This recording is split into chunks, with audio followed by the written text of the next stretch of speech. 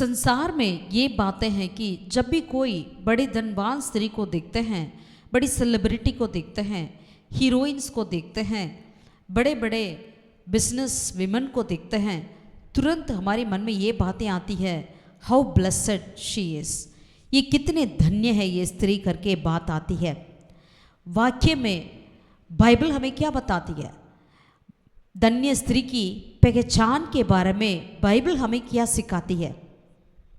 आइए आज 7 ऐसे कार्य को देखें, 7 ऐसे पहचान के बारे में हम समझें कौन धन्य है करके।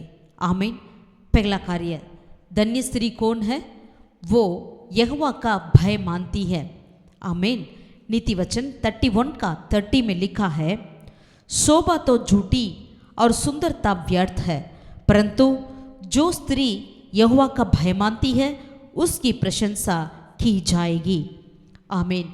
कलाम हमें बताती है जो स्त्री यहोवा का भय मानती है वही धन्य है। आमीन। हालेलुया। दूसरा, इसी अध्याय का 31 नीति वचन का 26 में लिखा है, वह बुद्धि की बात बोलती है और उसके वचन कृपा की शिक्षा के अनुसार होते हैं। सो दूसरा पहचान क्या है? दयालुता से वो बोलती है। आमीन। कृपा से वो बोलती है। यही दूसरा पहचान है एक धन्य स्त्री की। आमीन। और तीसरा पहचान क्या है? वो एक विश्वासी और समर्पित होती है।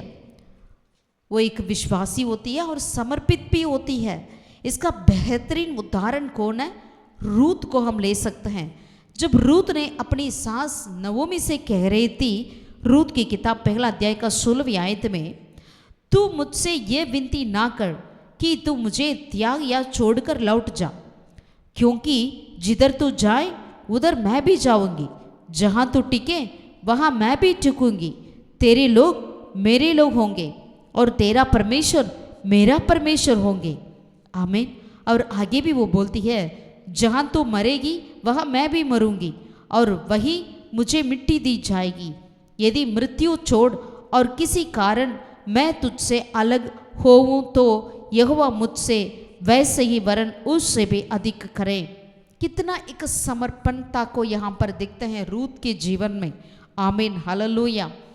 और चौथा चिन्ह क्या होती है एक धन्य स्त्री की पहचान? वो नम्र और सेवक हृदय वाली होती है।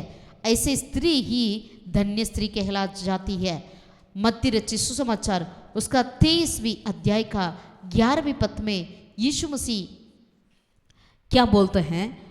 जो तुम में बड़ा हो वह तुम्हारा सेवक बने। यानी हमारे अंदर एक सेवा करने की हृदय होना आवश्यकता है।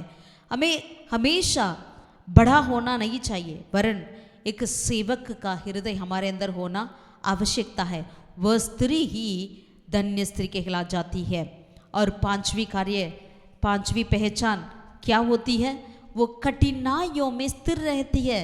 जब भी कोई मुश्किलें आती है, मुसीबतें आती है, परीक्षाएं आती है, ये स्त्री वो कैसा रहती है? गड़बड़ाती नहीं, बड़बड़ाती नहीं, या कुछ बेहोश होकर गिर नहीं जाती। वरन वचन में क्या लिखा है पढ़ेंगे, याकूब की पत्री पहला अध्याय का 12वें पद में, धन्य है वह मनुष्य जो परीक्षा में स्थिर रहता है। आमीन। हालेलुया। सो धन्य है वह स्त्री जो परीक्षा में स्थिर रहती है। वही धन्य स्त्री की एक पहचान होती है। चाहे कुछ भी हो जाए ये बिल्कुल स्थिर रहती है। और छठा पहचान क्या है? अगली पीढ़ी में निवेश करती है। आमीन। यानी अपना जिंदगी का इन्वेस्टमेंट अगले पीढ़ी के लिए करती है। दूसरा तीमुथियुस उसका पहला अध्याय का 5वीं आयत में हम सब जानते हैं, यहाँ पर पौलुस ने तीमुथियुस के बातें लिख रहे थे, तब उन्होंने एक बहुत अच्छी बातें बोली। क्या बोला है? मुझे तेरे उस निष्कपट विश्वास की सुधि आती है जो पहले तेरी नानी लोइस और तेरी माता यूनिके में था, और मुझे निश्चय है कि तुझ में भी है। आमीन। पौलुस ने तीमुथियुस के विषय में ये बातें कही। यानी तीमुथियुस की नानी लुइस और उसकी माँ यूनिके दोनों ने अपने अंदर जो विश्वास था, निष्कपट विश्वास था, उसको किस में इन्वेस्टमेंट किया है? तिमुथियुस के जीवन में। आमीन। ये है धन्य स्त्री की पहचान। आमीन। और सातवां कार्य क्या होती है? धन्य स्त्री की पहचान क्या है? कुलोसियों की पत्री 3 अध्याय का 2 आयत में लिखा है, पृथ्वी पर की नहीं परंतु स्वर्गीय वस्तुओं पर ध्यान लगावो। आमीन। धन्य स्त्री की पहचान में ये भी है, यानी ये अनंत दृष्टिकोण के साथ जीवन जीती है। इसका हमेशा इसका पर्सपेक्टिव जो है अनंत काल की ओर होती है। वचन में लिखा है, पृथ्वी पर की नहीं परंतु स्वर्गीय वस्तुओं पर ध्यान लगाती है। आमीन। ध्यान लगावो करके बाइबल हमें बताती है। परमेश्वर के प्रिय लोगों, सो धन्य स्त्री की यह है 7 पहचान। वह यहोवा का भय मानती है, वो दयालुता से बोलती है और विश्वासी और समर्पित होती है, नम्र और सेवक हृदय वाली होती है, कठिनाइयों में स्थिर रहती है, अगली पीढ़ी में निवेश करती है, अनंत दृष्टिकोण के साथ जीवन जीती है। यही है धन्य स्त्री की 7 पहचान जो हमें बाइबल बतलाती है। आमीन। परमेश्वर आपको भी ऐसा ही आशीषित करें, आप भी धन्य स्त्री कहलाए जाएं। आमीन। God bless you.